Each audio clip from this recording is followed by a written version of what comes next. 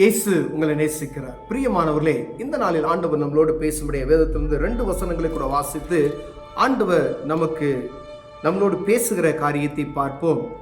அது அப்போஸ்தலனாகிய பவுல் யோவானுக்கு எழுதின 1 நிருபம் 7வது வசனம், 8வது வசனம், 9வது வசனம் இப்படியாக சொல்கிறது.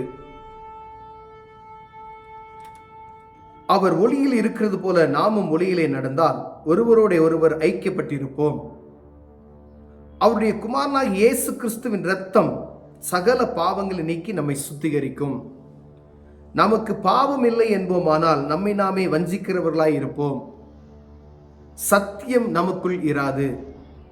நம்முடைய பாவங்களை நாம் அறிக்கையிட்டால் பாவங்களை நமக்கு மன்னித்து எல்லா அநியாயத்துக்கும் நீக்கி நம்மை சுத்திகரிப்பதற்கு அவர் உண்மையும் நீதியும் உள்ளவராய் இருக்கிறார்.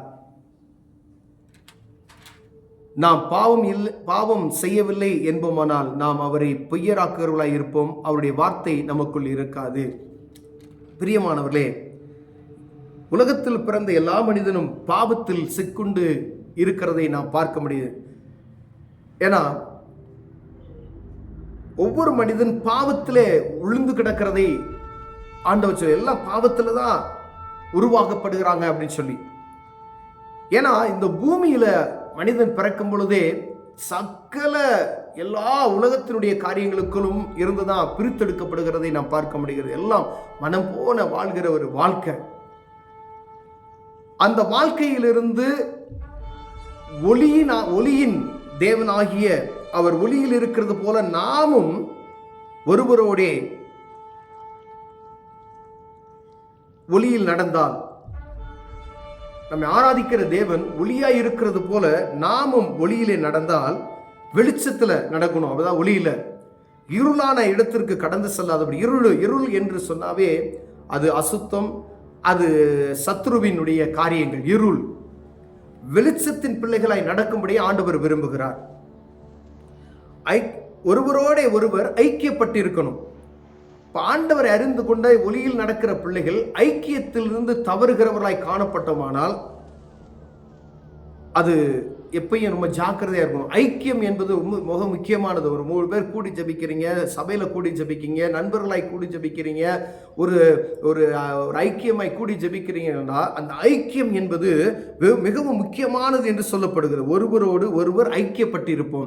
இந்த ஐக்கியத்தை விட்டு எப்போ நம்ம விழுகிறோமோ இருள் நம்மை சூழ்ந்து கொண்டு வருகிறது என்பதை நாம் புரிந்து கொள்ள வேண்டும். ஐக்கியம் இல்லாத இடத்துல ஒன்று சேர்ந்து ஜெபிக்க விடாதபடி தடை பண்ணுகிறதுனா உங்களை பிசாசானவன் உங்களை சிதறடிக்கிறான்னு நினைச்சுக்கோங்க. இப்போ ஐக்கியம் இருக்கணும் அந்த இடத்துல. அதே போது அவருடைய குமாரனான இயேசு கிறிஸ்துவின் ரத்தம் சகல பாவங்களை நீக்கி நம்மை சுத்திகரிக்கும். இப்போ நம்ம இப்படி நடந்து வந்து அவர் ஒளியில் நடந்து வந்து ஐக்கியப்பட்டு இருப்போமானால் இயேசு கிறிஸ்துவின் ரத்தம் சகல பாவங்களை நீக்கி நம்மை சுத்திகரிக்கும் என்று வேதம் சொல்லுகிறது. எப்படிப்பட்ட பாவத்தையும் சுத்திகரித்து ஆண்டவருடைய பிள்ளையாய் நம்ம என்ன செய்கிறார்? வழி நடத்தி கொண்டு வருகிறார். நமக்கு பாவம் இல்லை என்பானால் நம்மை நாமே வஞ்சிக்கிறவர்களாக இருப்போம். எனக்குள்ள பாவமே இல்லை. காலையிலிருந்து சாயந்தரம் வரைக்கும் நம்ம ஒரு காரியத்தை நினைத்து பார்ப்போம். ஒரு நாளைக்கு எவ்வளவு பாவம் செய்கிறோம் என்பதை நம்மளை நாமே ஆராய்ந்து பாருங்க. காலையில் உட்காந்து சாயந்தரம் வரைக்கும் நீங்கள் செய்த காரியங்களை ஒரு பேப்பரில் நம்ம எழுதணும்னா எத்தனை பொய் பேசியிருப்போம் அப்படின்னு பாருங்க. எத்தனை விரோதமாக நம்ம பேசியிருப்போம். அடுத்தவங்களை புறணி பேசியிருப்போம். அடுத்தவங்களை குற்றம் சுமத்திருப்போம். யாருக்காவது கெடுதல் நினைத்திருப்போம். அப்படி ஒவ்வொரு நாளும் நம்மை ஆராய்ந்து பார்க்கும்படி ஆண்டவர் அழைக்கிறார். அப்படி யாராவது இப்போ நீங்கள் காலையிலேருந்து எந்த தப்பும் பேசலை, யாருக்கும் புறணி பேசலை, எந்த வித நான் தப்பே பண்ணலை அப்படின்னு சொல்லி எந்த ஒரு மனிதனும் சொல்ல, எல்லாருமே பாவம் செய்கிறார். ஆனால் பாவத்தை மன்னிப்பதற்கு ஆண்டவராக இயேசு கிறிஸ்து. அப்போ நான் பாவமே செய்யலை அப்படின்னு சொல்கிற மனிதர்கள் நான் என்ன நான் பாவமே செய்யலை அப்படின்னு சொல்லுவார்கள். ஆனால் அதிகமாக அவர்கள் தான் பாவம் செய்வார்கள். ஆனால் நான் பாவமே செய்யலை, அந்த பாவமே என்ன என்பதை தெரியாதபடி இருக்கிற ஜனங்கள்.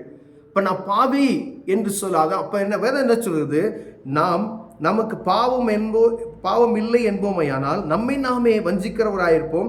சத்தியம் நமக்குள் இராது. நான் பாவம் செய்யலை, நான் என்ன பாவம் செஞ்சேன் அப்படின்னு சொன்னால் சத்தியம் நமக்குள் இராதான். நம்மை நாமே நம்ம வஞ்சிக்கிறோம் அப்படின்னு சொல்லி வேதம் சொல்கிறது. பிரியமானவர்களே, நம்முடைய பாவங்களை அறிக்கையிட்டார், பாவங்களை மன்னித்து எல்லா அநியாயத்துக்கும் நீக்கி நம்மை சுத்திகரிப்பதற்கு அவர் உண்மையும் நீதியும் உள்ளவராய் இருக்கிறார். அப்ப பாருங்க, ஒரு மனுஷன் ஒளியினிடத்தில் நடக்கும் பொழுது ஒளியானவர் இடத்தில் நடக்கும் பொழுது, ஐக்கியப்பட்டு இருக்கும் பொழுது, பாவ மன்னிப்பின் நிச்சயத்தை பெற்றுக்கொள்வதற்கு பாவ அறிக்கை என்பது முக்கியம். தேவ சமூகத்துக்கு போய் நம்முடைய குற்றங்களை, குறைகளை ஆண்டவருக்கு தெரியப்படுத்தி, என்னுடைய பாவங்களை அவருக்கு தெரியப்படுத்தினா அவர் குற்றங்களை மன்னித்து, பாவத்தை மன்னித்து, வேதம் சொல்லுகிறது நம்முடைய பாவங்களை அறிக்கிட்டால் பாவங்களை நமக்கு மன்னித்து எல்லா அநியாயத்தையும் நீக்கி நம்மை சுத்திகரிப்பதற்கு அவர் உண்மையும் நீதியும் உள்ளவராய் இருக்கிறாராம். எவ்வளோ ஒரு அருமையானது. பாவத்தை மன்னிக்கிறதுக்காக தான், ஒன்றும் இல்லை. நீங்கள் தேவ சமூகத்தில் நீங்கள் இதை செய்யணும், அதை செய்யணும், நீங்கள் அப்படி நீங்கள் கஷ்டப்படணும்லாம் ஆண்டவர் சொல்லலை. உங்களை வீட்டில் போய் உங்கள் ரூமை வீட்டுக்குள்ளே உட்காந்து, ஆண்டவரே நான் பாவியான மனிதன் அப்படின்னு சொல்லி தேவ சமூகத்துக்கு தெரியப்படுது. எந்த தனிப்பட்ட மனிதன்ட்டு உங்கள் பாவத்தை சொல்லி அழுக வேண்டிய அவசியமே இல்லை.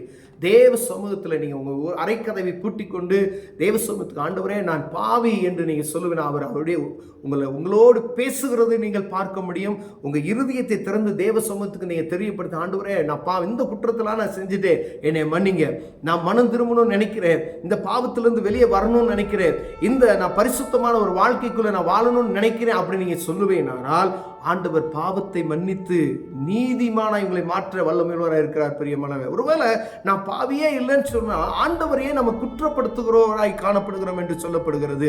எல்லா மனிதனும் பாவம் செய்கிறான், நீதிமான் ஒருவன் இந்த பூமியில் கிடையாது. பிரியமானவரே, முடிவு பரியந்த நிலைத்திருப்பவனே ரட்சிக்கப்படுவான் என்று வேதம் சொல்லுகிறது.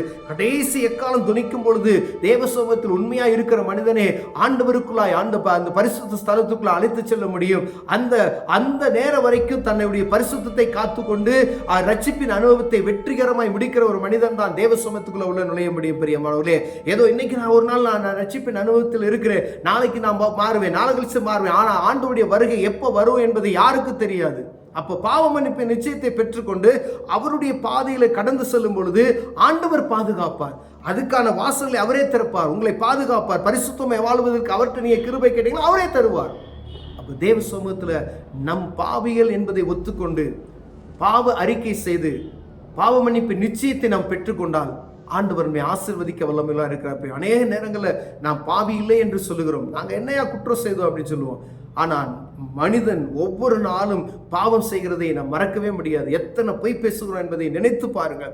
தேவ சமூகத்தில் ஆண்டவரே இந்த காரியத்தை செய்யாதபடி உங்கள் இருதயத்தில் அந்த காரியம் தோன்றுச்சுன்னு சொன்னால் தேவ சமூகத்துக்கு போங்க. இந்த காரியம் எனக்கு பாவம் ஆண்டவரே, இது ஆண்டவருக்கு விருப்பம் இல்லாத காரியம், இதை செய்யாதபடி என்னை காத்துக்கொள்ளுங்க அப்படின்னு சொல்லுங்க. ஆண்டவர் மன்னித்து உங்களை ஆசீர்வதிக்க வல்லமையாக இருக்கிறார். கண்களை மூடுவோம். ஜெபம். அன்பின் தகப்பனே,